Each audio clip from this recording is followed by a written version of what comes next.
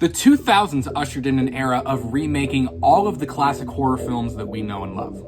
Everything from Halloween to Friday the 13th to Black Christmas to A Nightmare on Elm Street to Dawn of the Dead, Prom Night, The Crazies, Evil Dead, the list goes on and on. A while back, I made a video praising Zack Snyder's 2004 remake of George A. Romero's Dawn of the Dead for its updated approach to the lore and to the story, and I still stand by the fact that that is one of the greatest horror remakes of all time. Now, with that being said, slasher films are a little bit different. They're pretty damn hard to recreate. After you've captured the lightning in the bottle, it's really difficult to capture that same lightning again. Fortunately, director Marcus Nispel and the creative team behind Platinum Dune's 2003 remake of the Texas Chainsaw Massacre were able to do it again, and even to recapture and reinvent some of the things that made the original 1974 film so good in the first place.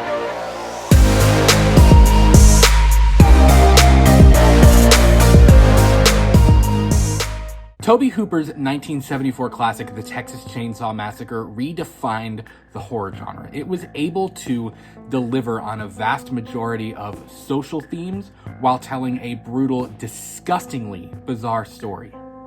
Now, admittedly, the 2004 remake of the Texas Chainsaw Massacre was the first entry in this entire franchise that I ever laid eyes on. I had never seen any of the other ones before this, including the original, so admittedly, I do have a little bit of a nostalgic draw to this one, but I must say, in comparison with each other, I love both films. I love the directions and the things that both of them do, but if I'm being completely honest with everyone, I kind of enjoy the approach to the 2003 film a little bit more than I do to the 1974 original.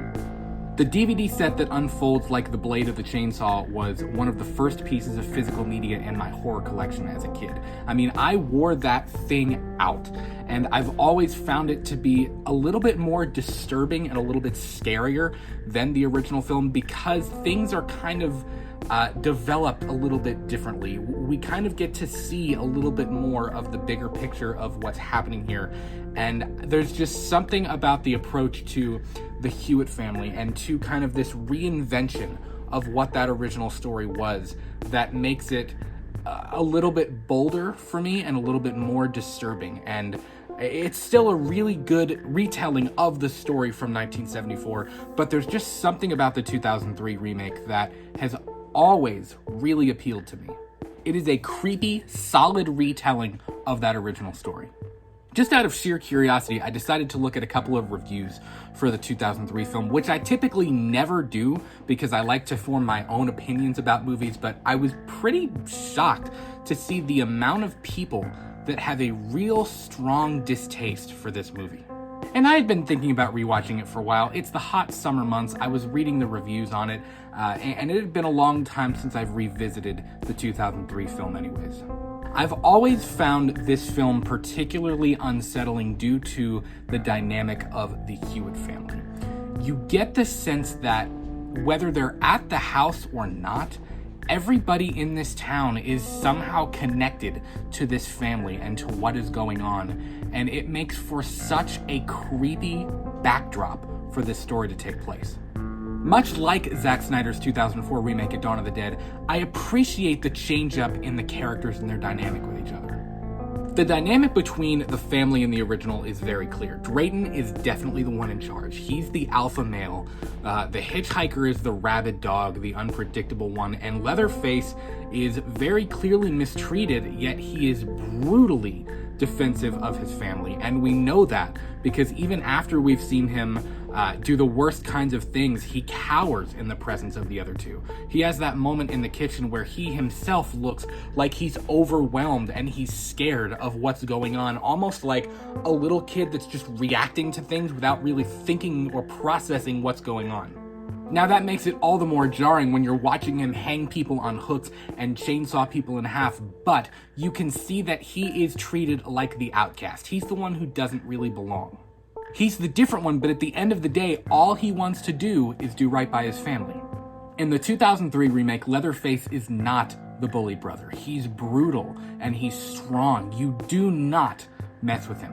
He's the one that can do the family's dirty work, keep them fed, keep them protected. I mean, hell, they actually sympathize with him. He's the sweet boy with the skin condition, which, by the way, was actually a really, really creative way to explain the wearing other people's skin and kind of making a new face out of the other people thing.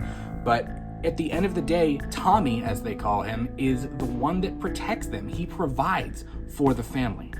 Now, there are quite a few additions to the family dynamic in the remake, but the best addition by far was R. Lee Ermey's Sheriff Hewitt.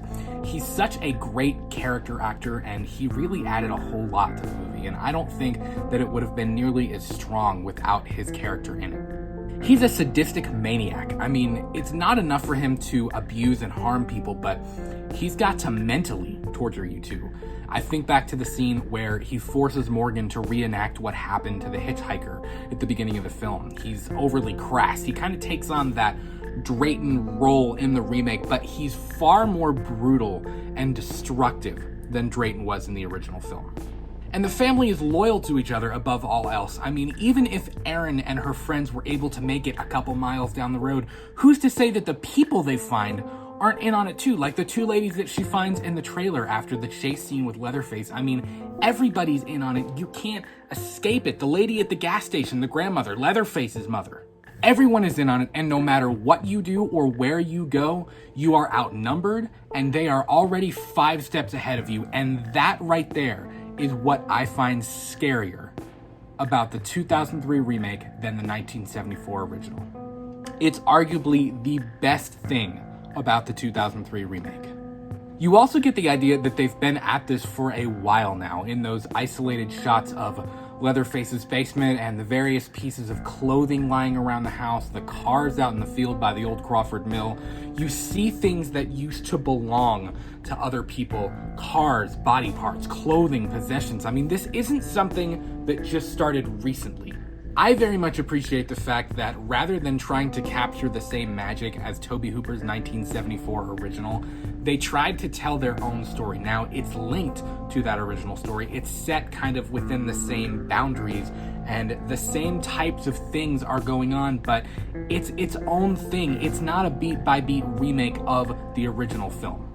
It's redefined a little bit in subtle ways to enhance the meaning and the viciousness of what this family is doing to people. There's this feeling of isolation that, when paired with the events of the film, really pull you into what the characters are experiencing, and it makes for a really, really terrifying experience. They're trapped not just by land, but by people too. There's quite literally nowhere to go, nobody to go to, and nobody to run to, unless you have a car and you can manage to outrun them or escape as fast as you can. There's literally nothing you can do and nowhere to go to escape these people.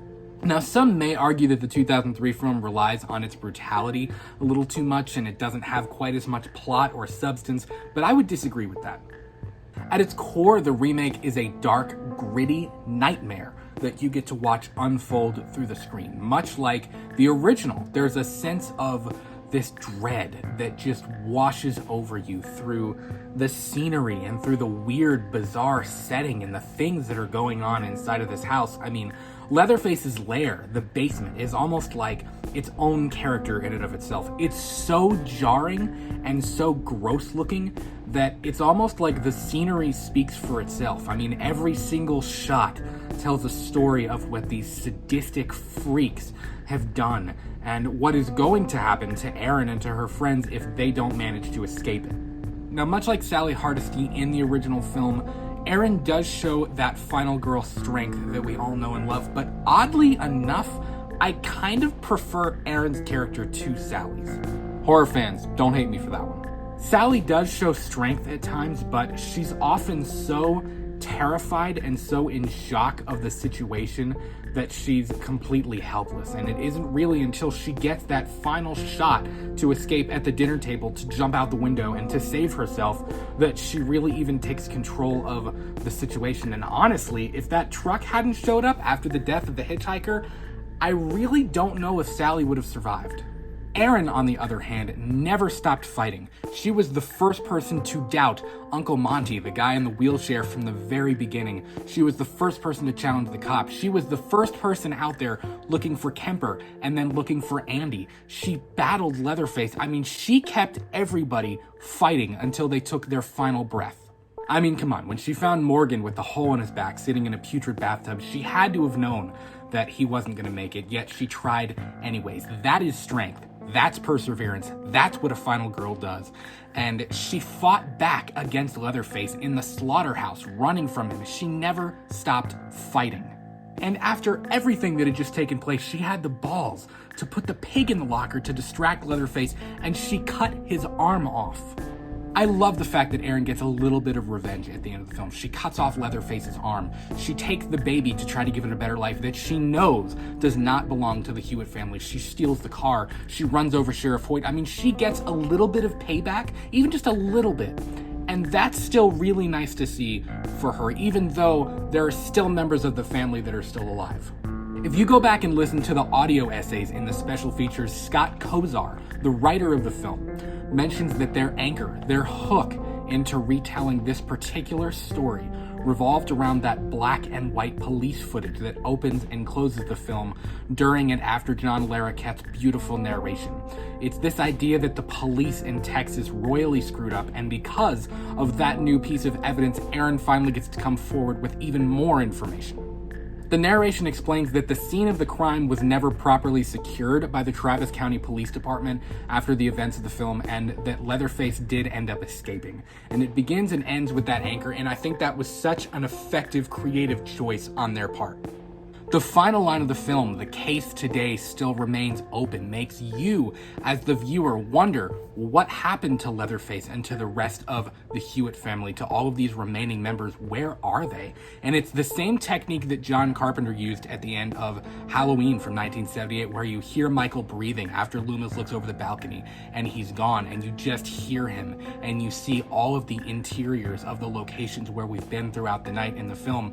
It kind of raises that point that he could be anywhere. He could be watching you outside of your school. He could be watching you in your living room or while you sleep, or he's creeping around outside of your house. He could be anywhere. And that in and of itself is really, really scary.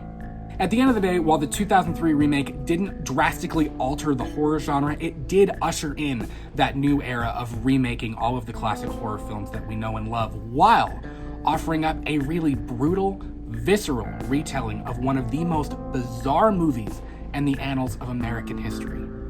Tobe Hooper's The Texas Chainsaw Massacre. Guys, I really hope that you enjoyed this one. I have always had a whole lot of love for this film. Please let me know your thoughts in the comments below. What do you think of the 2003 remake of The Texas Chainsaw Massacre? New episodes of our shows premiere every week at 8:30 p.m. Eastern, with brand new video essays dropping every single Tuesday night at 8 p.m. You can follow us on Twitter, Instagram, TikTok, and Threads at LTM Podcast KY. As always, be good to each other, and we will talk to you soon. Peace.